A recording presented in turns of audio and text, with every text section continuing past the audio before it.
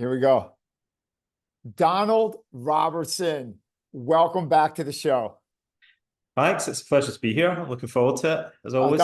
All right, so great to see you. For those that want a little background on Donald and two of his epic books, his two epic best-selling books he wrote, refer you back, which I'll put in the show notes, Built Not Born, episode 104, where we discussed how to think like a Roman emperor. And then Built Not Born, episode 134, on his amazing biography of Marcus Aurelius, the Stoic emperor. Today, Donald is here with us to discuss his latest book that's launching this week, How to Think Like Socrates, Ancient Philosophy as a Way of Life in the Modern World. Thank you for the early copy. Fantastic book. Awesome. First off, for those who may not be familiar with Socrates, maybe he's just a name from history that they know he's a famous person that lived somewhere in the ancient world. Can you give us a quick introduction to who he was and why he's relevant today? He's the quintessential Athenian philosopher. He's the most interesting man in history, for me anyway. He is not the first philosopher to walk the earth, but generally considered to be the most influential early philosopher, the most influential of the Greek philosophers. He really defines the Western philosophical tradition. So Socrates lived in classical Athens. He was executed in 399 BC when he was around about 70 years old. And he had a number of influential students, one of them being Plato, who went on to become probably the most influential philosophical author in the history of the Western philosophical tradition. So Socrates never wrote anything down himself, with a few kind of minor exceptions that I talk about in the book. We mainly know about him through the writings of Plato and through those of Xenophon, one of his other students that survived today. But he had a huge influence on ancient philosophy. He was a revered figure, not just because of his thought, but also because of his life. He stood up for philosophy and what it represented and was executed. So the trial of Socrates is a seismic event in the ancient world. It's a tragic story, if you like, that captivated the ancient mind. And so he's this huge figure. He was, in the ancient world, they talk about certain people having big personalities, in different ways, like that define their era. And Socrates is one of those people. He's not a great military commander or a great political leader, but an innovative thinker, but someone who stands out from the rest of his peers and really, is, to borrow a phrase from Nietzsche, he pressed his hand upon aeons as though upon wax and left his impression. He defines Western culture, in a sense, standing at the very origin of Western philosophical tradition. Wow. He reminds me, saying that, how he wrote nothing down, and the majority of the information we have on him is from his students like Plato. Reminds me of something like Epictetus, where like he wrote nothing down, in Arion, right? Wrote his lecture notes. Is that a fair comparison? In many ways, I mean, Epictetus was a big fan of Socrates. He was his main role model, it seems. He's emulating him in a sense. And so it's a kind of similar situation. Actually, Arian refers to himself as the Xenophon of Rome. So he's comparing himself to this other military commander who was a friend of Socrates and wrote dialogues about him. So Arian himself makes that comparison and sees himself in a similar position to the students of Socrates, passing on his wisdom. Now, I guess the other peculiarity we should say about it is that what we know about Socrates mainly takes the form of dialogues. So people today think of philosophy as written in the form of essays or prose books, but we know Socrates through these dialogues. And what that means is he doesn't so much teach doctrines as demonstrate a method of questioning. And often, there are ideas that are implied by the conversations that he has, but it's not quite as clear-cut. Perhaps if you were to say to somebody, could you summarize what Socrates' views are? Sometimes it's difficult to do that because he's usually asking questions rather than laying out a theory. Yeah. So let's get to that. We often hear about the Socratic method. Yes. Can you explain what the Socratic method is, Yeah. and then maybe how someone could apply it in the modern world? Right.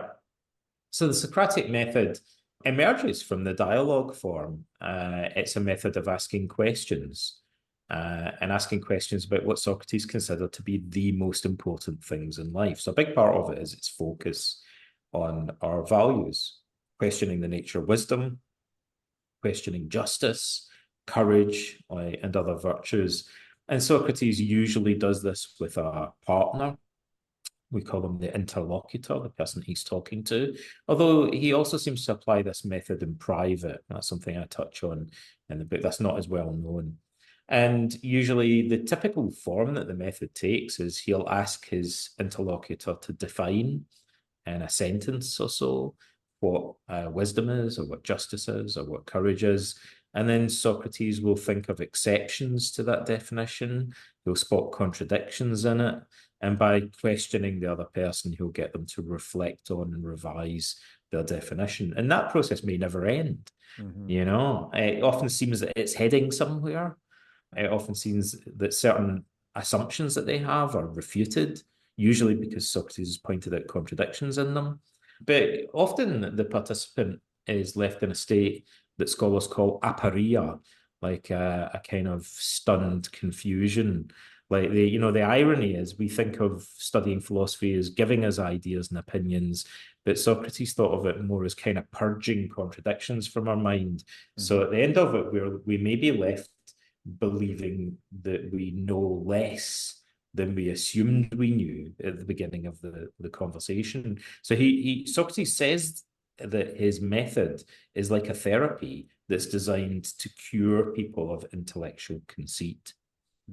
You mentioned about how he's almost like paring down information. Like in today's world, we're like so focused on like acquiring more and more. Yeah. Like you turn on the news, especially in the States, like you just bombarded 24/7 of information. Socrates seemed to prioritize that with his questioning. He didn't want more information. He almost wanted to pare down what you knew to reveal like the essence. Is that fair? Yeah. And also I was just talking to the psychologist Igor Grossman about this, who does research on wisdom. I guess there's two ways that we might think of wisdom. And I think in the ancient world, you get this dichotomy as well. So some people might think of wisdom as the accumulation of knowledge, like just knowing a load of stuff. Like almost like you could do a course or read a book and it would make you wise because now you understand stuff, right? Mm-hmm. Socrates thought of wisdom more like a skill. Like basically, it's a process of being able to ask the right questions and spot contradictions and errors in our reasoning. If we simply thought it was a doctrine or an idea, that would make us quite passive. Socrates very much sees wisdom as an active, dynamic process. Mm-hmm. It's a skill, and that's why he thinks it emerges. He would practice Socrates. This seems like an odd comparison I made the other day, but I really mean it. In a sense, he reminds me of Jimi Hendrix, right? Because people sometimes say, how was Jimi Hendrix such a great guitarist? And his friends would say, Jimi Hendrix took his guitar to bed and slept in the bed with his guitar. He would be frying eggs for breakfast in the morning and he still had his guitar strapped on. He'd go to the toilet, like he'd still have his guitar strapped around his neck, right? And Socrates is like that in terms of philosophy. From everything we're told, he did philosophy all day long, every day. From when he got up in the morning until he slept at night, he was constantly engaging with other people, talking about the most important things in life and developing these critical thinking skills, these questioning skills that gave him this reputation for wisdom. Yeah, I could see a campfire with Jimi Hendrix with the guitar playing The Wind Cries Mary with Socrates, right, drinking some good wine. That would be amazing. How about this? Socrates was known for asking lots of questions. Yeah. Take it to today. If you go to almost any cocktail party and everyone wants to talk, tell you what they're doing, tell you about their vacation, tell you about their kids. Very few people ask questions, let alone more than one question. How becoming better at asking questions improve our critical thinking skills? If we focus more on asking questions and listening, then just let me tell you what I know. How do you think that would improve our intelligence or wisdom? Well, Socrates has this crazy idea that people seldom mention, which is that he believes that the other person is kind of like a mirror in which we can learn something about ourselves. And I think I particularly relate to that because my background is in psychotherapy, right? And over the years as a psychotherapist, I feel that by helping other people in my consulting room, I've kind of indirectly benefited myself. I've learned about anxiety, my self-discipline, about anger and depression by working with other people in a way that I wouldn't have been able to understand if I'd just been trying to do self-help and work on myself, if that makes sense. It's easier. And again, this is something that emerges from Igor Grossman's research and wisdom. We're much better at solving other people's problems. Yeah. We're better at observing the consequences of other people's behavior and opinions than evaluating the consequences of our own. We don't see our own biases. We're blind to them, but it's easier to spot other people's biases, right? So starting from that premise, doing philosophy and evaluating opinions is easier when we're questioning someone else about their beliefs and assumptions, but we benefit from that because we gradually start to learn that we're capable of making some of the same errors that they are, So as long as we kind of identify with the person that we're speaking to and we can imagine being in their shoes, we feel that there's some kind of commonality between us, then I think we actually benefit in an indirect way by criticizing their assumptions. You spent so much time as a therapist. Do you think when you mentioned how we're so much better solving other people's problems, do you think that's why journaling, like with Stoicism, like journaling is so important, where you write like your problems down on a piece of paper? It's almost like it becomes someone else's problem. Like it's a third party, right? And you get to look at it from above. And sometimes logic comes in and the emotion comes out of it. Does that make sense? Yeah, I mean, absolutely. There are, like, for example, we use techniques like that a lot in psychotherapy, right? It doesn't always work in the same way for everybody. Sometimes people have to try different gimmicks or techniques to kind of get that knack of.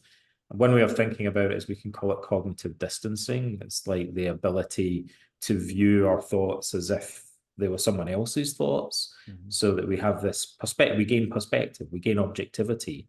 When we're looking at our own thinking. In cognitive therapy, we do that usually by getting people to keep a thought record and just writing down what the distressing thoughts were that popped into their mind. And to some extent, just by putting it down on paper, people can start to confront the thought and gain more perspective on it, right?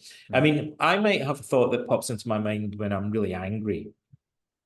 And then, a day later, when I've calmed down, I might be able to look at what I've written yesterday when I was really upset and think, that seems like really irrational. I'm surprised that I had that thought, because we're in a different frame of mind. And that allows us then to gain some distance from our earlier thinking and to evaluate it more objectively. We use many other gimmicks in psychotherapy to achieve that. In addition, you can write something down in a piece of paper. A therapist might also then write it in a flip chart in the consulting room, and the therapist and the client might kind of take a step back and look at the automatic thought. I might be depressed and I might think nobody likes me, everybody hates me or whatever. And I might write that in a flip chart and kind of take a step back and view it more objectively and think, well, how helpful is it to say that? And is it an exaggeration? Is it an overgeneralization? How much truth is there in it from 0 to 100%? Why isn't it 100% true? Why isn't it 0% true? I can imagine it projected in big letters on the wall and take a step back and look at it from a more detached perspective. So, journaling doesn't in itself can sometimes help us to achieve that, but sometimes it might not. Sometimes we have to bring these other gimmicks into play to help us gain that detachment. But absolutely, it can work in that way. And that's integral, I think, to most psychotherapy and most self-improvement, the ability to take a step back and view our own thoughts in that way. Your last epic biography before Socrates was Marcus Aurelius, which is just a phenomenal book. How much of an influence was Socrates to Marcus? Socrates is a huge influence on almost all some ancient philosophers kind of viewed themselves as part of a separate tradition.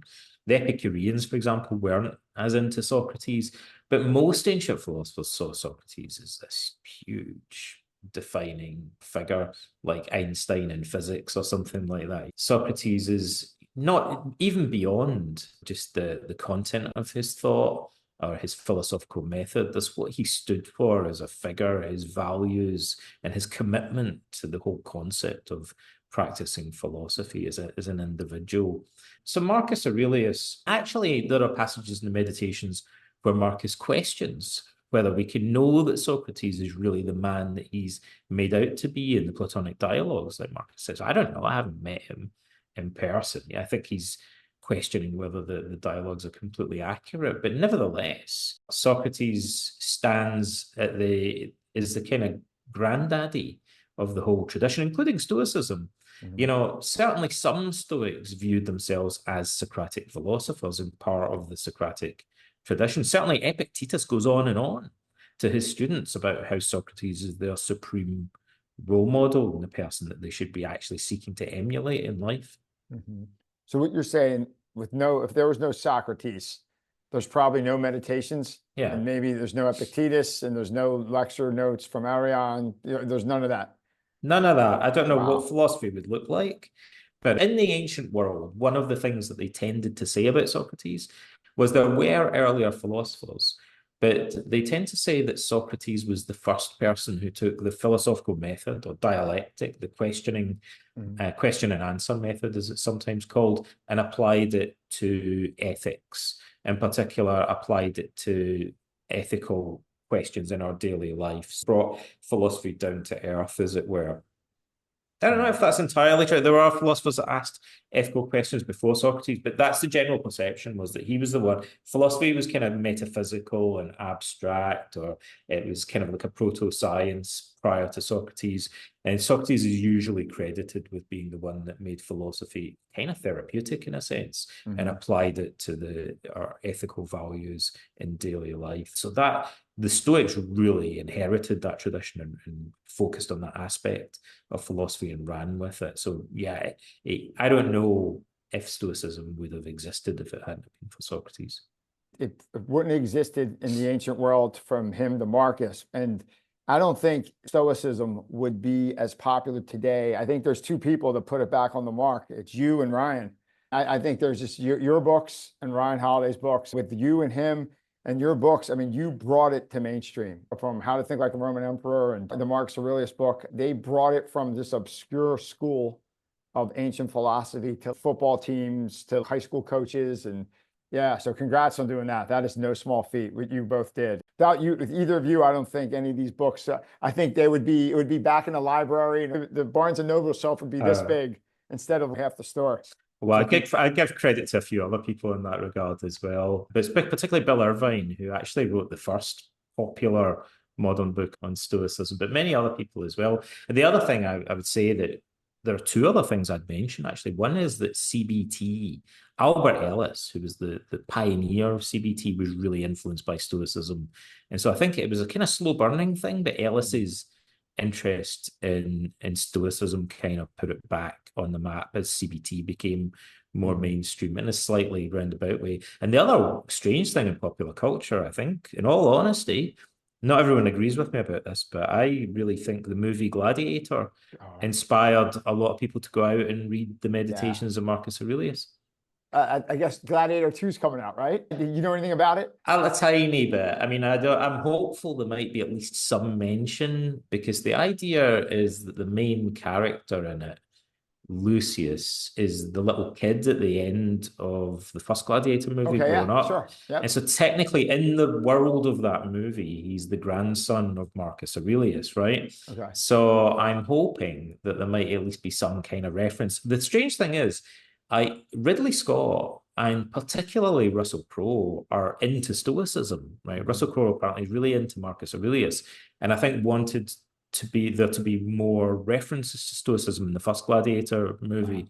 There are a couple of kind of fleeting references to it, but it'd be good if, now that Stoicism has become such a cultural phenomenon in a way, if the new movie kind of dropped in a few Marcus Aurelius quotes or something like that, that would be awesome. It would only take one quote from Marcus Aurelius to get loads of people to go out and start reading the book. Sure, absolutely. A couple months back on Instagram, Russell Crowe was in Rome with his family, and he's taking a selfie with the Colosseum in the background. And he goes, "Hey, just took my family to see my old office." Oh wow, that's awesome. How baller is that? That's so cool. But that's great. So getting back to Socrates, how about this? So he Uh, lived well over what, 2,000 years ago, Socrates? yeah, 2,400 and something. Yep. What do you think if you put him in today's world, Uh-huh. right? You just teleported him in. What would he find most shocking or Oh my interesting about the goodness. modern world? How crazy this is. Actually, there's many ways we could potentially answer that question. I think that Socrates would be surprised by anything, because I think he's the sort of guy that's kind of anticipates things. Like they say, the Stoics said the Stoic sage is never really surprised by anything, Mhm. right? I think Socrates would be a little bit surprised at our level of consumerism. Mhm. Yeah, there was consumerism and celebrity culture in ancient Athens, just like today, but I think he would feel that these things have become more insidious, of course, in the Mhm. modern world. Technology would be initially kind of baffling to any ancient Sure. Greek. Um, I think one of the interesting comparisons to make is we usually think of our society as more sophisticated than the ancient world because we have computers and technology. But there are regards in which ancient educated people in the ancient world were more sophisticated than we are today. There's weird things. There's some indication that people in the ancient world had far much better memories than we do. They seem to assume that it's normal for someone to recall an entire conversation. It might just be a literary device, but they talk as if this is the most natural thing in the world. Like two people meet and one of them will say, "Hey, have you seen Socrates recently?" And they'll say, "Yeah, like a few months ago I was talking to him," and then they'll just regurgitate a whole conversation that they had. But also, people would recite Homer from memory, right? So it was common for people to have much more developed memories than we do today. And I think Socrates would maybe find that something that's changed. But also in the ancient world, in ancient Greece and in ancient Rome, they had a much more sophisticated understanding of rhetoric and persuasion skills than most educated people do today. Mhm. And I believe that Marcus Aurelius and Socrates, for example, would find us quite naive in terms of our reasoning skills and our ability, our susceptibility Mhm. to persuasion and rhetoric. If you go on Twitter, any social media, you'll see people engaged in selective thinking, overgeneralization, committing the ad hominem fallacy, other logical fallacies. Certainly, educated Greeks and Romans like Socrates and Marcus Aurelius would have seen through that more easily than people do today. They had a more refined grasp of how language can be used to distort reason. Mhm. Yeah, today it's just if you disagree with someone, you just scream at them, give them more facts or opinions, and then you both scream at each other your opinion, and then the commercial comes on CNN. It's crazy. How do you think Marcus and Socrates would get along if they met? If you time warp them together and they lived in the same era? I mean, I think they'd get on really well. Yeah, like how would they get along? The funny thing is, in the book, I talk a lot about the relationship between Socrates and Alcibiades, who was his closest friend and one of his students. Alcibiades was the closest thing the Greeks of that time would have had to a kind of potential emperor. The Greeks had a democracy, not an empire, but they, at one point, elected Alcibiades as strategos autocrator, which is kind of like commander in chief of their entire military. So he was the most powerful political figure, and he was the ward. He had been taken into the care of Pericles, who is some people describe as a de facto emperor of the Athenian Empire. He was a general who had tremendous statesman with tremendous influence in the assembly. It's democracy, but the democracy would largely do whatever Pericles asked of them because he was held in such high regard. Alcibiades saw himself as a kind of successor of Pericles, and Socrates was his mentor to a large extent and his friend. So I think the relationship between Socrates and Alcibiades might have been mirrored between Socrates and Marcus Aurelius. Socrates would have tried to prepare Marcus to be a good ruler. And I think he would have been very impressed with Marcus's commitment to philosophy. This is, many people say Marcus Aurelius is the closest thing that history has to the Platonic ideal of the philosopher king. It's hard to say without having met someone in person. Actually, Socrates warns against this in one of the Platonic dialogues. He says, someone asks him, what do you think of the Persian king? Don't you think he's incredibly wealthy and powerful? Isn't he fulfilled? And Socrates says, I don't know. I've never met him. I can't really judge him from a distance. So we're judging Marcus Aurelius from a distance. We don't really know what it would be like to spend an afternoon with him, but sometimes people are very different in person.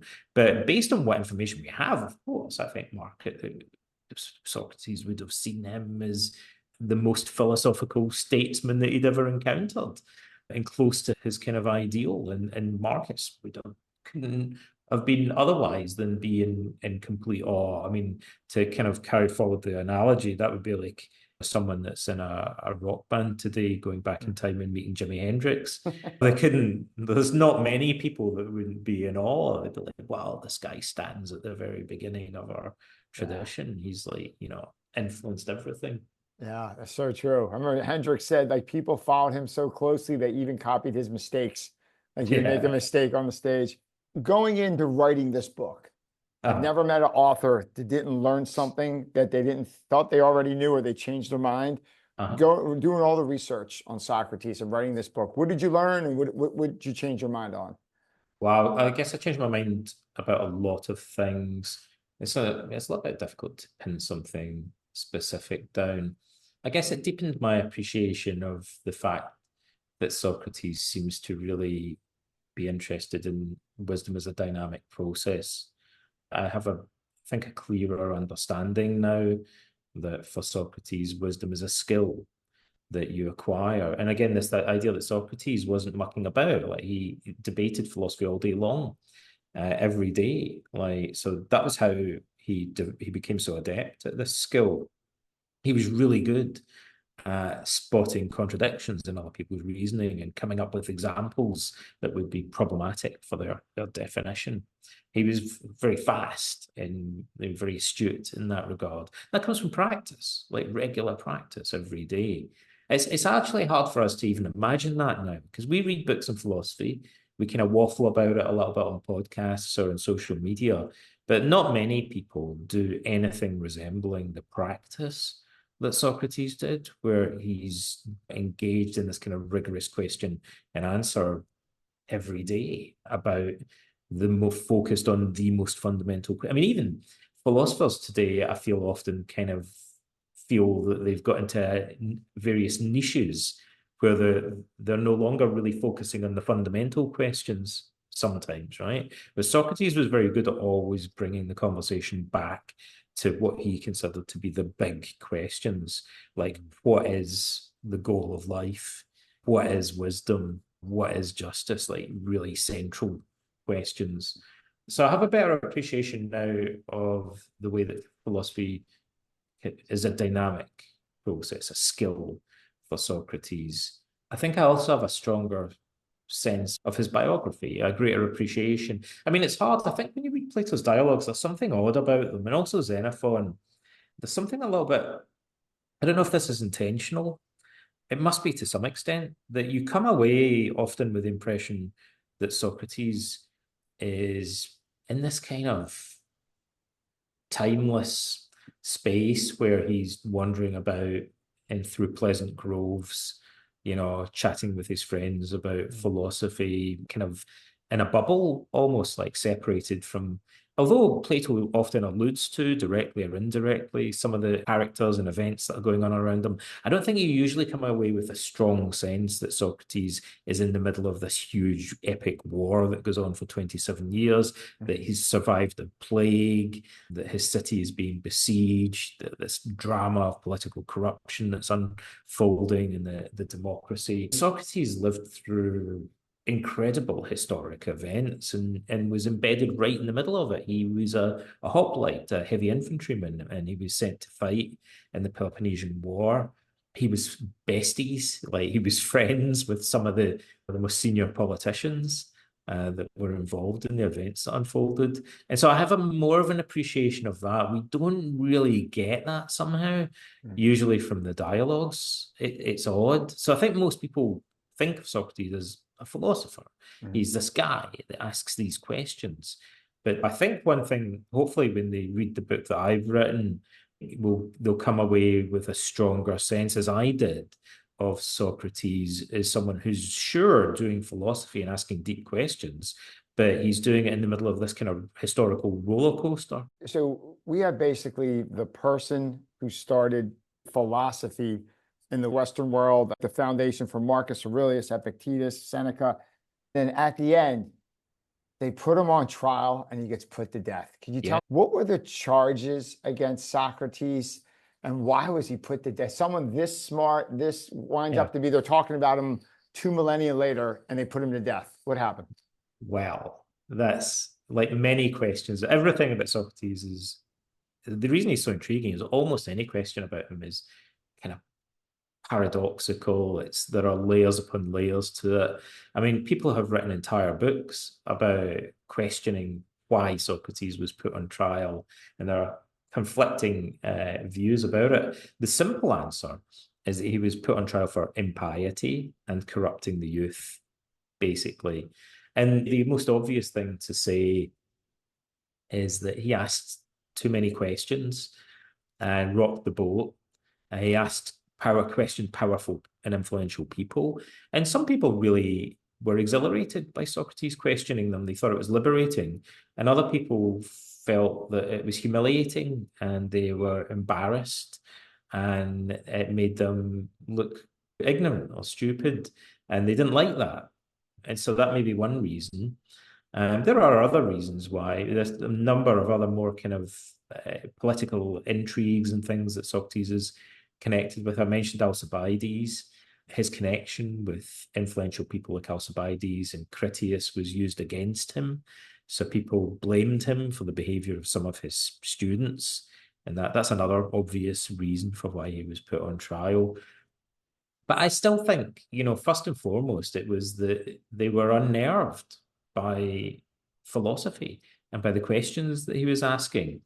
And I guess the other thing about the trial is the problem isn't so much that he was put on trial, but the problem was that the way he behaved in court, and the odd way that he behaved in court was not how he was expected to. He didn't play the game, and he didn't behave like someone in court on trial was supposed to behave. You were supposed to cry and throw yourself on the floor in front of the jury and beg them for mercy and parade your weeping wife and children in front of them. That was the norm in an Athenian trial if you were facing execution. Socrates didn't even bring his family into court, but right from the gate, right at the very beginning of the trial, like it said, the fact he didn't bother bringing his kids and his wife into court signaled to the jury that he wasn't going to beg for mercy.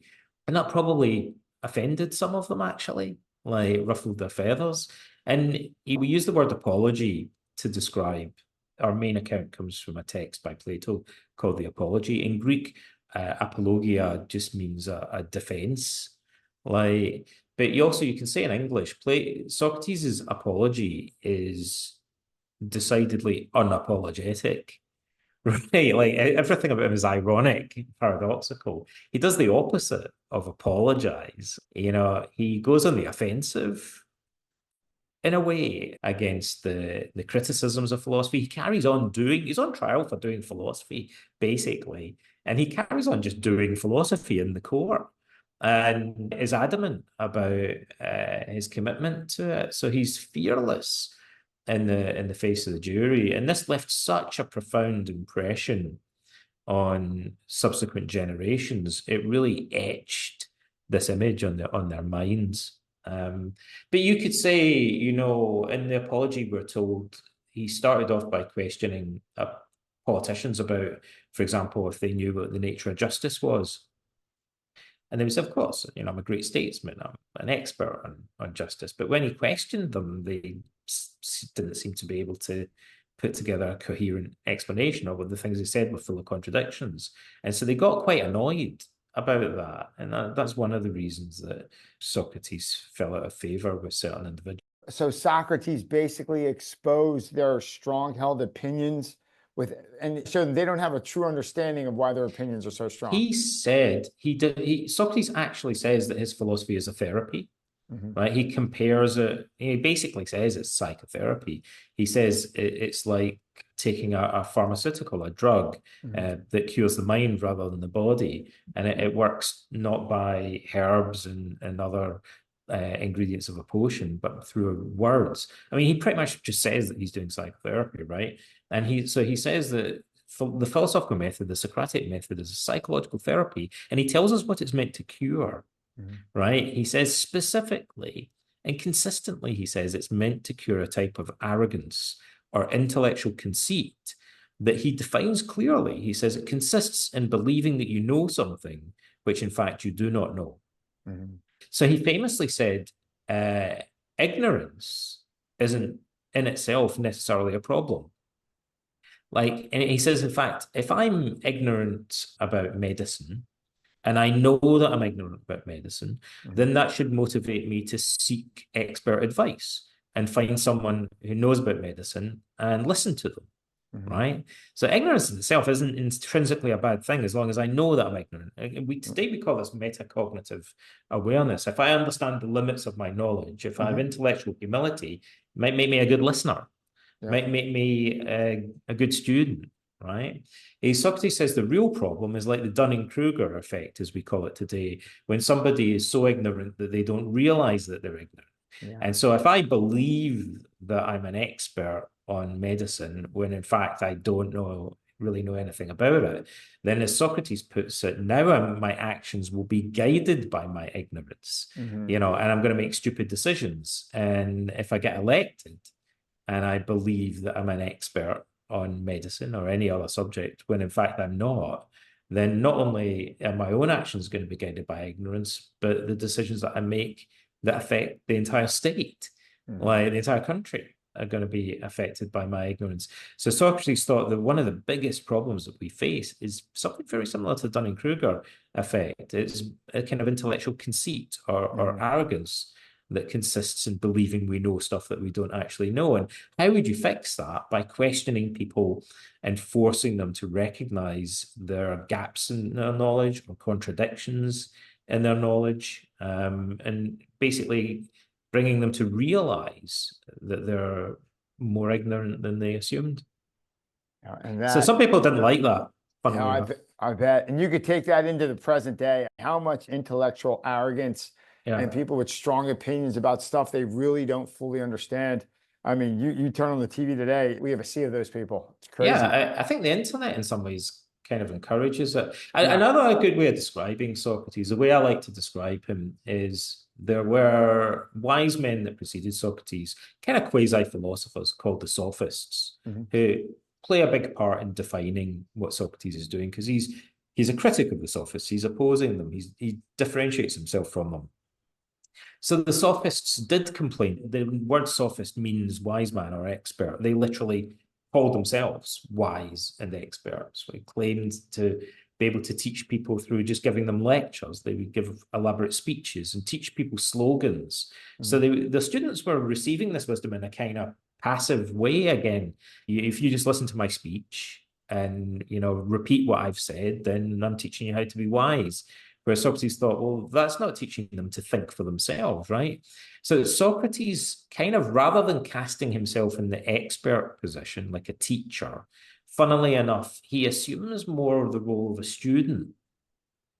But he's such an adept student that he's kind of almost like if you're attending a lecture and the teacher's just talking didactically, telling you a bunch of facts, but there's some guy in the class who's asking really insightful and penetrating questions, right? You might think this guy's questions are more interesting than the stuff that the lecturer is telling us, right?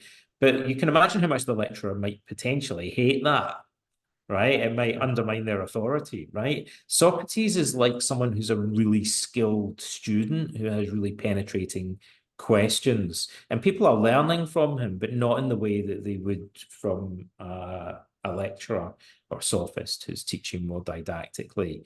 You know, it's a radically different way of approaching learning, and one that really rocked the boat in many regards. Speaking about learning, how about for the readers or the people listening to this episode that are inspired by your book? What do you think is one small step someone today could take to start thinking more like Socrates? That's easy, Joe.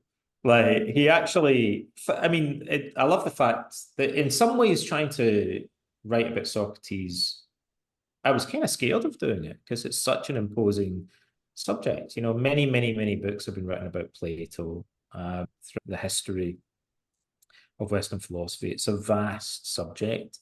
It's Plato's like representation of Socrates is particularly very nuanced. The history of the Peloponnesian War is very complex. The Socratic method is quite complex and nuanced. It's difficult to pin down exactly what his method consists in sometimes. Nevertheless, luckily, I'm surprised people don't mention this more often. There's a dialogue written by Xenophon, another student of Socrates, in which he shows Socrates speaking to a young man who's asking him, how should I begin learning how to do philosophy? And Socrates teaches him formal exercise that encapsulates one of the core skills of the Socratic method. So he actually provides us with a teaching aid and tells us where to begin. And what Socrates does struck me because it's very similar to something that we do in cognitive therapy. He draws two columns on something. We're not even told on what. I guess a wax tablet or something like that. Maybe he drew it on the ground in the sand.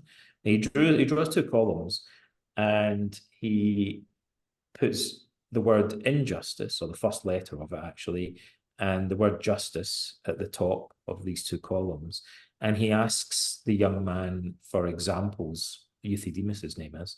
He asks him for examples of injustice, and they write down stealing, lying, a couple other things like that, right?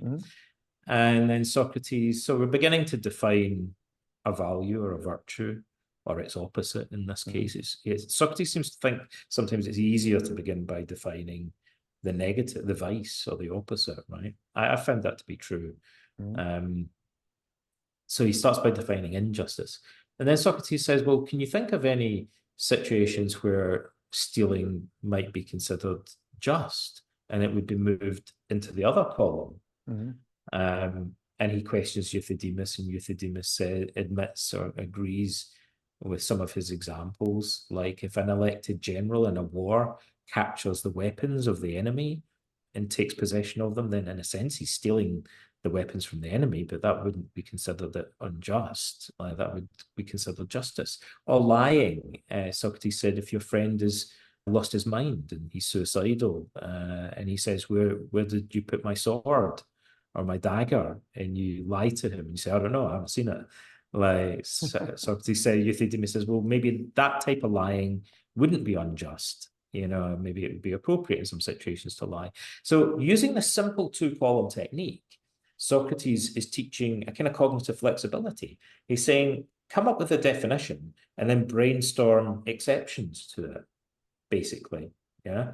Socrates tends to do this a lot with the broadest concept that he deals with, really, which is the nature of the good or the goal of life.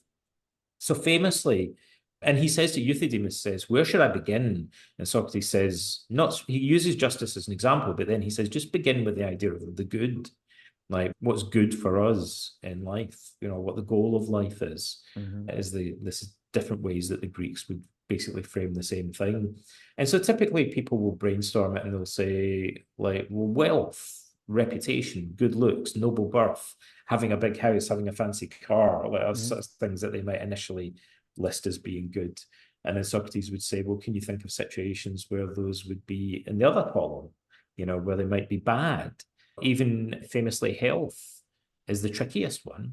Like people tend to think of health as intrinsically good.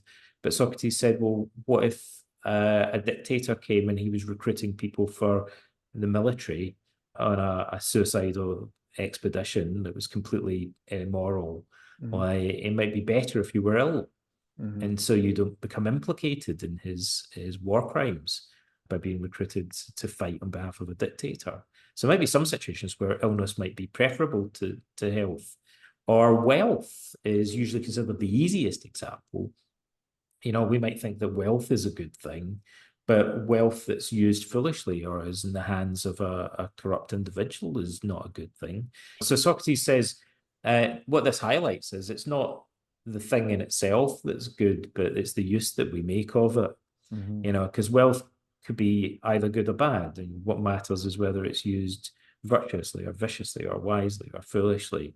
So doing this little two-column exercise, picking any virtue, courage, for example, coming up with some examples, and then asking whether in any circumstances your examples might be moved into the other column. It just allows us to kind of stretch our minds. It requires creative thinking as well. We have to think of unusual situations, exceptions to the rule. And so I would say that's a good place to begin. It teaches us a cognitive skill that's very valuable. We do similar things to this in therapy. Like, for example, one of the problems that most common problems that we find in therapy is that people will use a coping strategy, or they'll follow a rule that kind of looks like it makes sense or works in some situations, but then they'll over apply it, or they'll apply it too rigidly, right? So somebody might say, for example, I think it's a good idea to always speak your mind, right? And that might be a good idea in some situations, but there might be other situations where it's a bad idea. Sure. Right? Oh, absolutely. So brainstorming that and trying to identify when it'd be appropriate and when it wouldn't be appropriate helps us to think for ourselves, rather than depending too rigidly on a rule that we follow. Or another one might be that many people believe that it's important that others show them respect. But it's less commonly a reason why people get angry or upset with others, right? They have a very rigid demand that other people have to respect me. And so you might say, well, in which situations is it helpful to have that belief? In which situations might it be unhelpful to have that belief, right? Well, maybe sometimes if somebody doesn't respect me, it might be trivial, right? Or it might be simply because they don't understand. Their behavior seems disrespectful, like, for instance. So there may be situations where holding that belief might be unhelpful. I might have to make it a little bit more flexible. It's like so nuanced, like everything in life. It's just so nuanced. And he makes you look at the nuance and the gray. It's not black or white. It's like gray. And this is something that really is not an unusual idea. Igor Grossman, who I mentioned earlier, I was just talking to him about the need for flexibility in our thinking and how it applies to situations like this. This is a familiar idea in modern psychotherapy. I mean, often when we're interviewing clients at the beginning of therapy, the first thing we do is identify coping strategies that people are using that are backfiring or counterproductive. And sometimes they're self-help techniques that people have learned off the internet or from self-help books. I'll give you an example, like maybe a controversial example, right? Because it's so common. Mindfulness is a really useful self-improvement technique, but there might be situations where mindfulness could be unhelpful, or there might be ways of practicing mindfulness that could be counterproductive. One example would be social anxiety.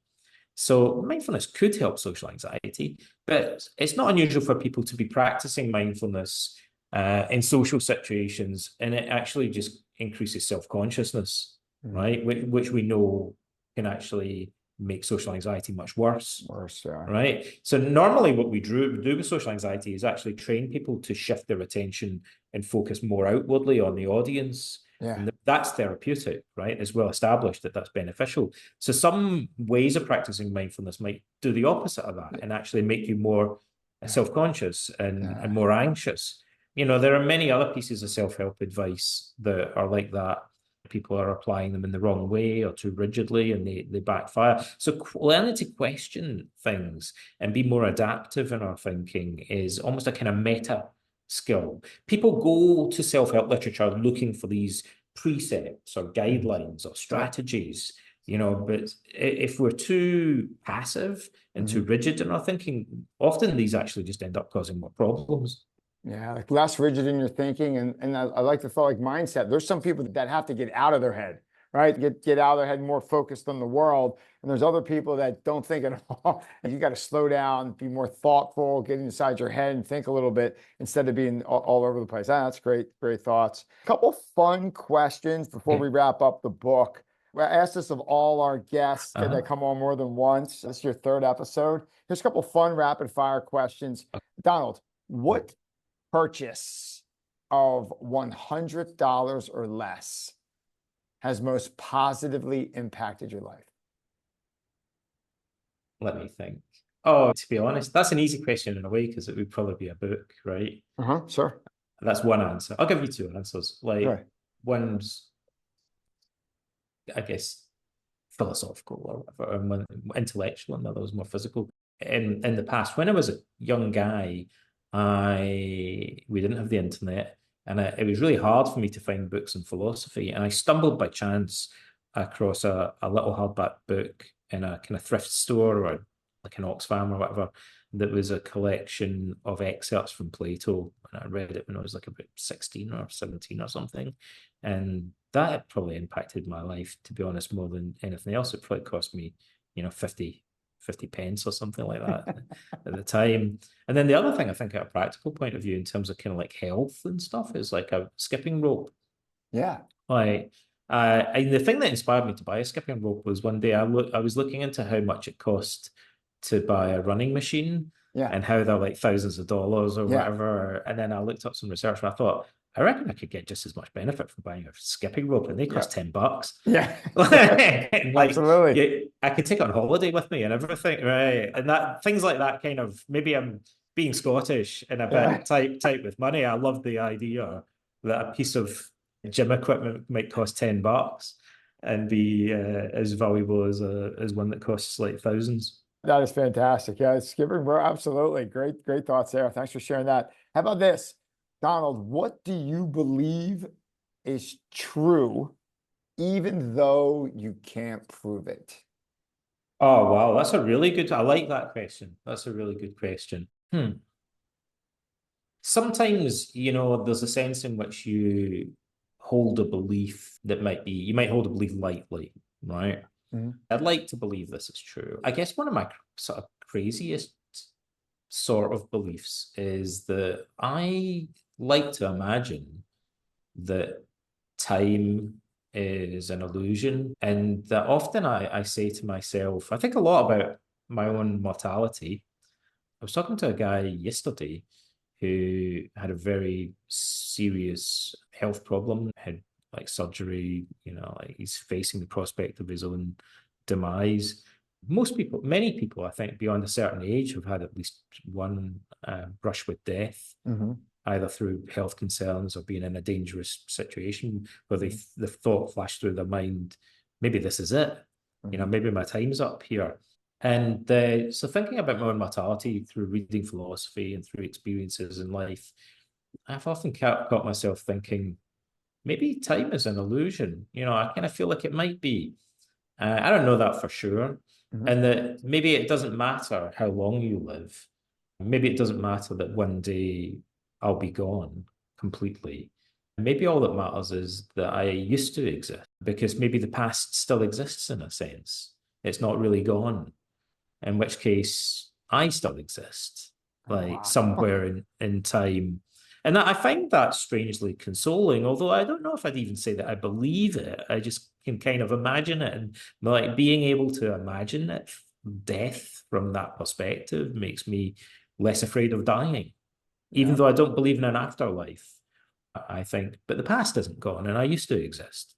So that gives me some consolation, even if it's just a perspective, I'd say, rather than a belief. There's that great Seneca quote, life is long enough if you know how to use it properly, or something like that, Yeah, right? yeah, If you use your yeah. time, you have enough time, stop wasting it, right? Like, something like that.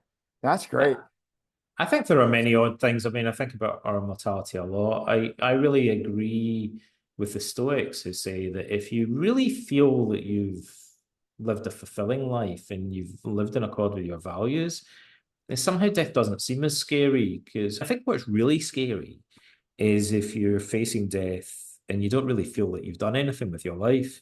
Yeah. But if you feel like you've done a load of really cool things with your life, you don't have the same sense of loss, I think. And death doesn't seem as scary than if you look back and think, I haven't even started yet. Maybe what a way of putting it is often I think many people behave as if they're deferring or putting off starting to live. Mm-hmm. And then if you face death, you think, but I haven't really done anything yet. Mm-hmm. Like, I've just been doing the 9 to 5, just paying the bills and stuff like that. But I haven't kind of thought one day I'll get around to doing something Yeah. important, but I haven't really done it yet. Yeah. That would make you scared of dying. But living in accord with your core values, I think, inoculates you to some extent against somehow against fear of death. Because you sort of think it doesn't matter what happens now, nobody will ever be able to take away the fact that I've already done some Yeah. things that were fulfilling. What's that Stoic quote? Memento mori, right? Yeah. That's great perspective. This is one of the questions. It led me right into it. Donald, what do you think happens when you die? What do I think happens when you die? I don't know. Like there was one time in particular where I thought I might be done. There's a few times when I was a kid. Twice when I was a child, I thought I was about to drown because I lived by the coast and beside a big river. And actually, I was swept down the river once and I swept out to sea twice. Whoa. Once when I was swimming, when I was like 10 or something, and a girl who was a bit older had to swim out and rescue me. And another time when I was in a rubber dinghy that I loved and I used to play in all the time, I was a little bit older and it got swept out so far that the waves flipped it over. And it's quite hard. It's notoriously hard to clamber back into a rubber dinghy when it's been flipped over, right? But I managed to do it somehow. And then, of course, you're like, well, could just get flipped again any second. And I remember thinking, I don't think I'd be able to get back in it again. It took all of my strength and energy to clamber back in the first time. If another wave comes, like I don't know that I could do it a second time round. But I was lucky and I managed to go back to shore. I've never rowed so hard in my life, right? But at that moment, I thought maybe this might be it. Like maybe Yeah. my number's up. And there was also a time when I kind of had some health problems and I was in hospital, and I thought this could be it. And I remember what I really remember is thinking about death and just having a sense of the uncertainty of it and feeling that I had no choice but to come to terms with the fact that I simply don't know what happens next. Yeah. Maybe nothing. Maybe it's just like going to sleep forever. Or, I'm strangely agnostic about it. I know people think I'm a bit crazy when I say this, but if I died and then suddenly the lights came back on and there was a man with a beard sitting on a cloud. People say, "Oh, I believe in God," but it's not like I imagine he's a man with a beard sitting on a cloud. I wouldn't be completely surprised if he was, though, right? I have no idea. Like maybe there is an afterlife and it's a bit like dreaming or something. I don't know. Yeah. Maybe it's Hare Krishna. It wouldn't particularly surprise me. I'd be ready for that.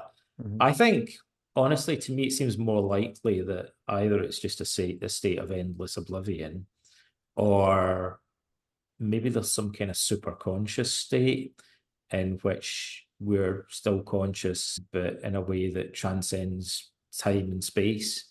Although I was talking to a philosopher recently, he's Rob Coulter, is the head of the philosophy department at the University of Wyoming, and we had a long conversation about this on the drive to the airport.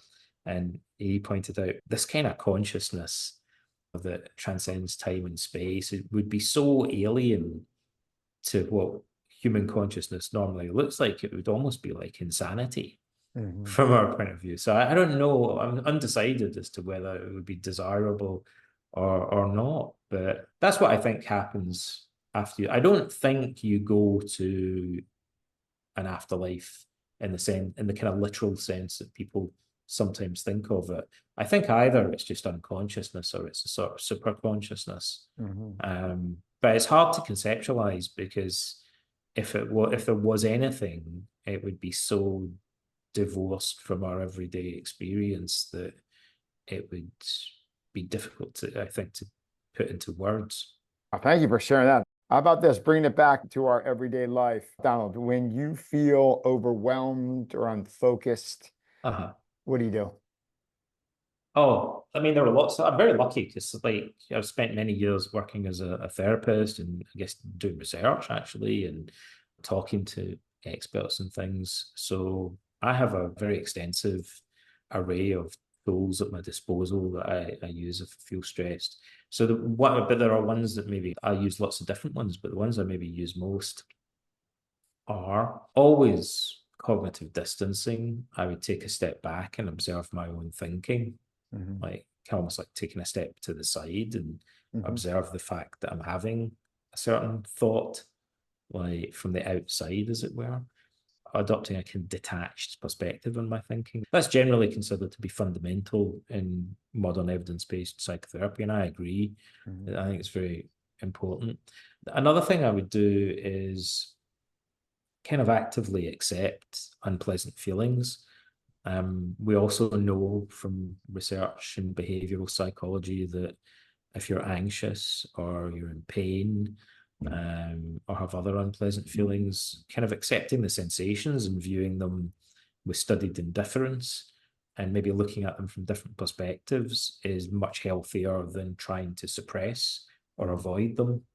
So I tend to do that. And the other thing I sometimes do is kind of zoom out and look at the bigger picture, like the view from above in Stoicism. Mhm. You know, I find that often very helpful as a way of coping with stressful situations. That view from above, I think that's in meditations that Marcus talks. You take the view that really helps. You look at that big picture. Yeah. That is so helpful. Last question, Donald Robertson. If you could have everyone listening take one lesson away from Socrates or how to think like Socrates, what would that one lesson be? I think the main thing, we touched on it a few times in a few different ways, but the main thing I think would be the realization that wisdom is a process or a skill rather than just a belief or like a bunch of opinions. Like, and so going to the gym, you would need to strengthen that skill through practice, like learning to question your own assumptions, like we said earlier, by defining what does justice look like, other situations where you would define that differently. And some of the examples that you give apply in some situations, but not others. So just training yourself to think outside the box a little bit, kind of brainstorming things, always looking for exceptions, being good at spotting contradictions in your own thinking. So really approaching it like going to the gym and exercising reason like it's a cognitive skill rather than being passive and assuming that wisdom is just about knowing a bunch of stuff. That's great. I want to end with this. Donald, you have such a remarkable way of ending your books from How to Think Like a Roman Emperor to Marcus Aurelius and this one. It's almost like you're having a Uh-huh. conversation with Socrates. Just want to give the last few lines of the book. This is Donald in the chapter he titles The Swan Song. Anyone who knows what manner of man you were and who seeks wisdom continues to this day to miss you beyond all measure. For you alone proved to be our foremost guide on that journey. And what is more, you were of all the men whom I have known, the best, the wisest, and the most just. The guest is Donald Robertson. The book is How to Think Like Socrates, Ancient Philosophy as a Way of Life in the Modern World. Fantastic book. You've done it again. Yeah, it was great. I enjoyed it. I'm glad you enjoyed reading the book. That You was know, great. there's not that many people have read it yet. Like, so yeah, I'm glad you liked the ending, actually. You have such a great way. I love your endings. I almost Uh-huh. go right to the ending in your book. How to Think Like a Roman Emperor when you were in like Marcus's head. Uh-huh. I did the audio book for that, and I bet I listened to that last chapter like five Yeah. times. It's so good. Yeah. And I Some go people right, told me that they've listened to it a bunch of times. it's so good. Yeah. Did you feel sad about Socrates dying? I know it did. I'm like, why did you kill this guy? You should like put It's you keep him alive. so, you know, the Clone funny thing him. is that the Greeks are famous for writing tragedies, right? But this the story of Socrates is seems like it's like an obvious example of a Yeah. tragedy. It's a very tragic story, Yeah. you It's like a know, real life Greek a tragedy real that they life made Greek happen. tragedy. Yeah. So crazy. Oh, what's your next project? What are you working on now? Actually, I'm working on a book about anger. There's another book that I have to keep under wraps, I guess, that I just got offered a big deal for, but I probably won't do it for a little while. another biography. But I'm writing a book about anger, about the philosophy and psychology of anger. So it's like a little bit different. I look back at the books that I've written, and it's something I kind of take satisfaction from, is that they're all kind of quite different. Even though I wrote 3 books about Marcus Aurelius, right? Mm-hmm. Overall, the books I've written are kind of different from one another. I did a graphic novel. Mm-hmm. I've done like a little self-help book.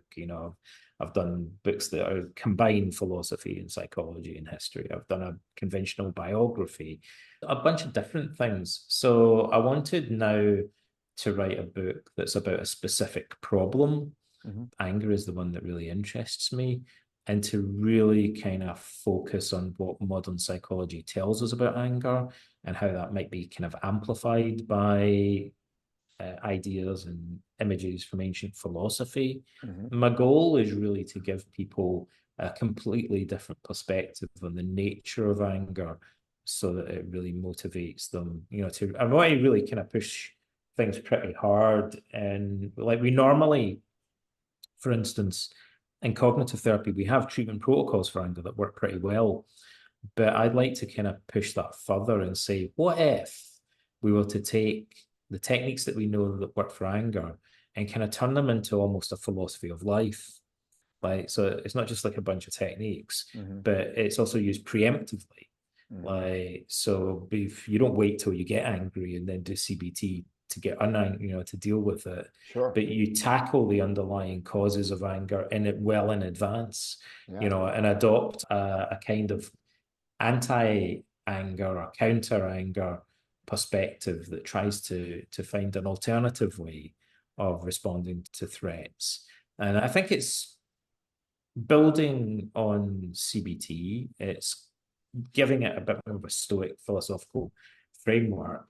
And also, I'm hoping that it seems really relevant to cyberbullying, Mm-hmm. political factionalism, and extremism, Yep. and addresses really topical issues. By tackling the problem of anger at a kind of much deeper level than we normally do in CBT, kind of getting right to the kind of core of it and questioning the very underlying assumptions. One of the things is very common, like I spoke to an evolutionary psychologist today, and he said, like most psychologists will, even the experts in anger, they'll say that sometimes anger, it serves an adaptive function, it serves an evolutionary function, and sometimes it can be helpful.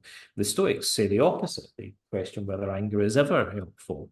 And I think if we really wanted to do something radical and uproot it completely, we have to actually question this evolutionary psychology assumption about anger. Is there such a thing as healthy anger? Mm-hmm. Many people believe that there is. Seneca questions that and says there's a number of problems with that view. And one of them just is simply that when people get angry, it's often a slippery slope. So what feels like moderate anger and appropriate anger at first can often end up escalating into excessive and inappropriate anger. Absolutely. So I don't think there's anything that anger does for us that we can't get in other ways. Sure. So that's what I really want to do. It's a controversial position to talk to. It's kind of a radical position, but I think it's necessary to tackle this problem in a really radical way if we're going to change anything in society. The thing is that people will hang on to anger because they'll say things like, you need to be angry to be motivated to address injustice in society. I think if you look at history, there may be instances where people think that has worked. But in most cases, the problem is that when people become angry with an injustice, they often end up just committing more injustices themselves. Now the victim becomes as bad as the perpetrator in some cases if they're not careful, and it creates a kind of cycle. And you see this between different countries. One country will attack another, and then it just leads to further retaliation down the line and kind of resentment and hostility, prejudice. We just perpetuate this cycle of violence throughout the ages because we assume that we're justified in being angry and violent. But anger often achieves the opposite of what we're trying to achieve. So I think I might write a book that really radically questions that, because I feel that would be something kind of worthwhile. Like if I got people to think differently about it. That would be such a helpful book. That's something for 2,000 years, probably people have been dealing with, and especially more now than ever. That would be such a helpful book. Like you said about anger, there's other things you can do besides anger. I Yeah. can't think of one time I lost my cool. I'm a pretty chill dude. I can't remember one time I got angry and I was glad I did, or there was a benefit Yeah, to it. exactly. It's not one time. But the thing is that when people are angry, when they're in the heat of the moment, they've not always, but very often, perhaps the majority of the time, they feel completely justified, and they feel as if anger. They'll tip it. I mean, if we really scrutinize what's going on, often people will say they'll kind of say things like, "This is the only way that I can deal with it." So they feel like they've only got one possible course of action. Usually, all I can do is yell at you. All I can do is punch you. Like it's the only thing that'll work. Is they'll say things. It's the only thing that'll work. Like if I kind of get, and so they're literally telling you what's going on in their head is they've got this tunnel vision that makes it seem like there's only one possible course of action. And then when that doesn't work, they'll do it again, but with more energy. Like they'll shout louder or they'll punch harder. Like it didn't work the first time, right? So there's something really weird about this whole idea of like I've only got one possible way of responding. Yeah. Like that seems crazy. Like surely you've got multiple options. Yeah. Like you could walk away. Like you could say something, do something different. Yep. There's something about anger that traps us into one course of action. And it seems, but we feel justified. We feel like we don't have any options. And then a day later, we think, geez, that was dumb. Why did I do that? And we regret it. But it's hard. I think there's a kind of trap here. Like when you're debating anger, people will often say, well, sometimes anger is justified. But it's more like we feel it's justified when we're angry, and then often we will question that ourselves in retrospect. Right? So I think we should be more willing to question whether anger is justified in general. And the problem with it is, if you ask people, what are the benefits of anger? They'll typically say, the only thing I've ever really heard anyone say is that they say anger gives you more energy, more motivation, more persistence to do something. But the downside is that anger radically biases and impairs your judgment. Yeah. Right? Plato has an amazing analogy for it. He says it's like if you imagine anger is like being a swordsman who's blindfolded. So in a sense, he's got more power to harm people because he's carrying the sword. He's got like give him a gun, like he's got a dangerous weapon, right? But in another sense, Plato says he's actually powerless because he's blindfolded. He's got no idea what he's doing or who he's attacking, right? And anger is like that. It gives us the strength to cause harm of a weapon. It makes us more energetic and more forceful. It gives us vigor, but it impairs our reasoning, almost like we put a blindfold on. Yep. It reminds me of nothing more than this meme about coffee that says, drink coffee, do stupid things faster and with more energy. Anger is like that. It's a weird combination that people go, the benefit is that it gives us more energy and persistence, and the disadvantage is that it impairs our ability to reason. We don't think about the consequences of our action. We're more impulsive. Like it makes us stupider, right? Or as the Stoic said, it's temporary insanity. I can't think of two worse things to combine together than greater persistence and motivation, but poorer judgment. Yeah, bad. That seems like an obviously terrible combination of Not things. good. Yeah. Good luck with that book. Thanks very much. When you write that, we'd love to have you back on to talk about Oh, that yeah, one. definitely. Awesome. But hey, good luck with the Socrates book. Amazing. And thanks. I'm glad you liked it. Thank you, Donald. Likewise. Good to see you again. Good to see you again. Take care. You too. Bye-bye.